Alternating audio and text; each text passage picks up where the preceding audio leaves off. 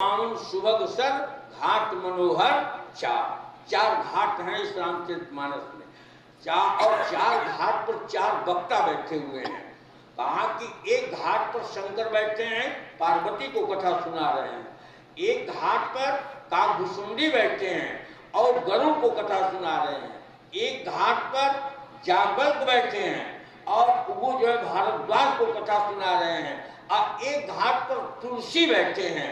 ये कथा तुलसी से पूछा गया, शंकर तो पार्वती को कथा सुना रहे हैं, जागवल्क जो है भारद्वाज को कथा सुना रहे हैं और कहा कि काकभुसुंडी गरुड़ को सुना रहे हैं, आप किसको सुना रहे हैं?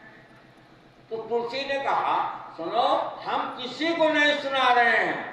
कहा किसको सुना रहे हैं? कहा सुने संतत सठ मना, हम अपने सठ मन को सुना रहे हैं।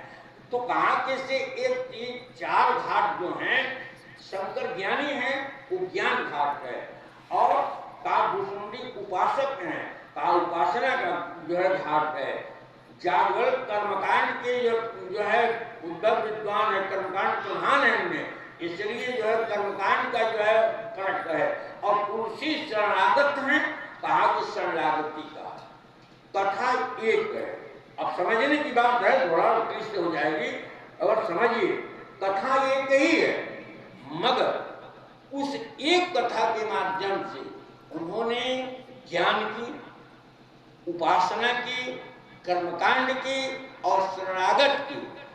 उन्होंने इस कथा के माध्यम से चारों जो है साधनों को जो है व्यक्त किया। अब हम कैसे हैं? अगर हम ज्ञानी हैं तो ज्ञान के दृष्टि से अगर हम राम कथा को जो पढ़ेंगे सुनेंगे तो कथा वही है, मगर उसमें आपको ज्ञान की पराकाष्ठा मिलेगी। आगे अगर उपासक हैं, उपासना की दृष्टि से करेंगे तो आपको उपासना मिलेगा। कर्मकांड में गृहस्थ आश्रम तो कर्मकांडी होता है, गृहस्थ आश्रम में कर्मकांड की प्रधानता होती है। कहा कि अगर कर्मकांड के दृष्टि से देखेंगे तो ये सुंदर जो है, बहुत सुंदर कर्मकांड का जो है संहिता है। और शरणागति की तो हनुमान जी महाराज साधक हैं।